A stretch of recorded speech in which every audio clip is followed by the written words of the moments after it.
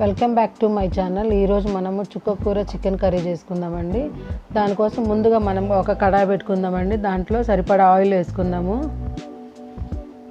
Oil కాస్త వేడెక్కిన తర్వాత మనం దాల్చిన చెక్క ఒక అంగుళము, 5 లవంగాలు వేసుకుందామండి.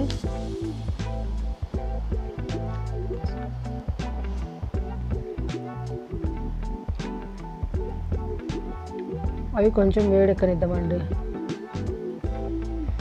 అవి వేడెక్కిన తర్వాత కట్ చేసి పెట్టుకున్న ఉల్లిపాయ, పచ్చిమిర్చి వేసి మనము ఫ్రై చేసుకుందామండి.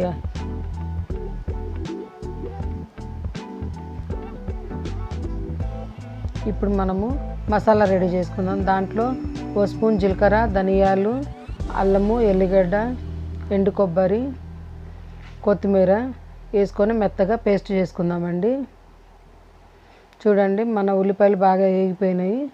ఇప్పుడు మనము పేస్ట్ చేసి పెట్టుకున్న మసాలా దీంట్లో వేసి వేపుకుందామండి.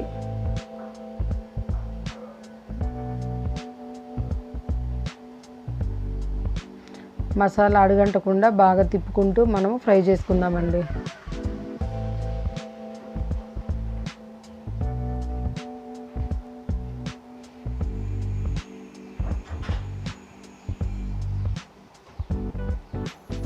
బాగా ఫ్రై అవ్వనివ్వాలి. మసాలా ఎంత వేగితే అంత రుచిగా ఉంటుంది మనకు. అందుకే మసాలా మనం బాగా వేపుకుందాము.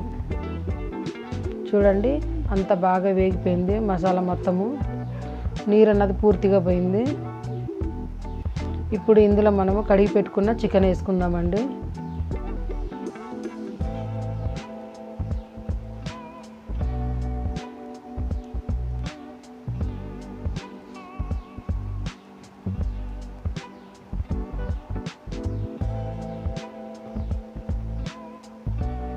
చికెన్ మొత్తం వేసుకున్నాక ఇప్పుడు మనము ఉప్పు వేసుకుందామండి.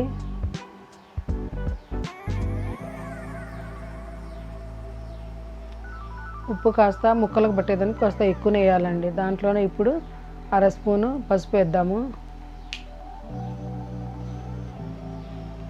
కాస్త కారపొడి కూడా వేసుకుందామండి. ముక్కలకు కారం పట్టాలి కదా, దానికోసం అనేసి కారపొడి కూడా వేసుకొని ఇప్పుడు మొత్తం బాగా కలుపుకుందామండి.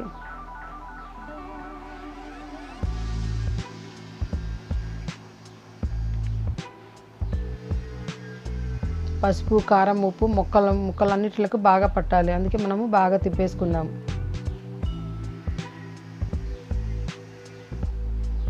మసాలాలన్నీ ఇప్పుడు బాగా కలిసిపోయి ముక్కలకన్నీ పడుతుంది అండి. ఇప్పుడు మనం మూత పెట్టుకొని ఒక 10 నిమిషాలు ఉడికించుకుందామండి. ఉడికించి తీసిన తర్వాత మూత తీస్తే ఈ రకంగా మనకు దాంట్లో నీళ్ళన్నీ బయటకు వస్తాయండి, చికెన్లోని అన్నీ. ఇప్పుడు ముక్క బాగా ఉడుకుతుంది కదండి. ఇప్పుడు మనం ఇంకా కాస్త కారం వేసుకుందామండి.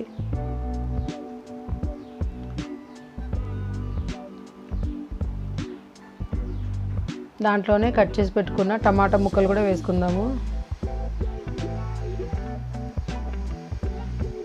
ఇప్పుడు ఇవన్నీ కలిసేలాగా బాగా కలుపుకుందాం.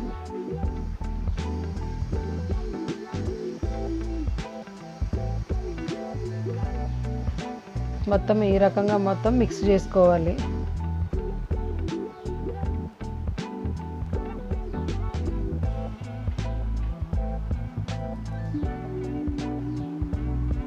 చూడండి, అంత బాగా కలిసిపోయింది.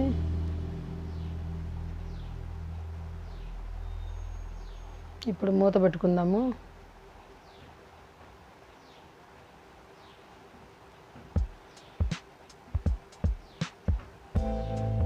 ఇప్పుడు ఇందులో కాస్త ఉడికిన తర్వాత కట్ చేసి పెట్టుకున్న చుక్కకూర కూడా వేసుకుందామండి. టమాటా కొంచెం తక్కువగానే వేయాలండి. చుక్కకూర పులుపు ఉంటుంది మనకు. ఇప్పుడు చుక్కకూర మొత్తము కర్రీలో కలిసేలాగా మొత్తము కలిపేసుకుందాం.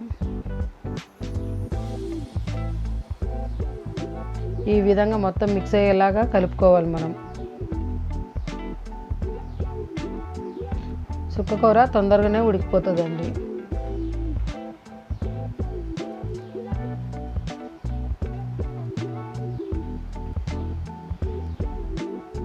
ఇప్పుడు మూత పెట్టుకొని కాస్త ఉడకనిచ్చి మనము చూద్దామండి. చూసినప్పుడు కాస్త మనం మళ్ళీ నీళ్ళు పోసుకొని తిప్పుకుందాం. మన కర్రీకి అవసరమో వాటర్ అంత వేసుకోవాలండి. చూడండి, మన కర్రీ మొత్తం బాగా బాయిల్ అయిపోయింది. ముక్క కూడా ఉప్పు అయ్యన్నా కొంచెం తక్కువ అయితే ఇప్పుడే వేసుకోవాలండి. వేసుకొని మనము పక్కకు తీసి పెట్టుకోవాలండి. మీ ఫ్రెండ్స్కి కూడా షేర్ చేయండి, చాలా టేస్టీగా ఉంటుందండి కర్రీ. లైక్ చేయడం మాత్రం మర్చిపోవద్దండి.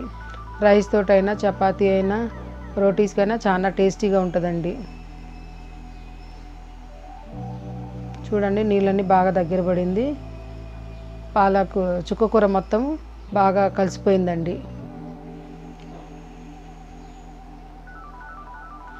చూడండి, మొత్తము ఉడికిపోతుంది, తొందరగానే ఉడికిపోయింది. నీళ్ళు కూడా దగ్గర పడిందండి. మన కర్రీ రెడీ అయిపోయింది.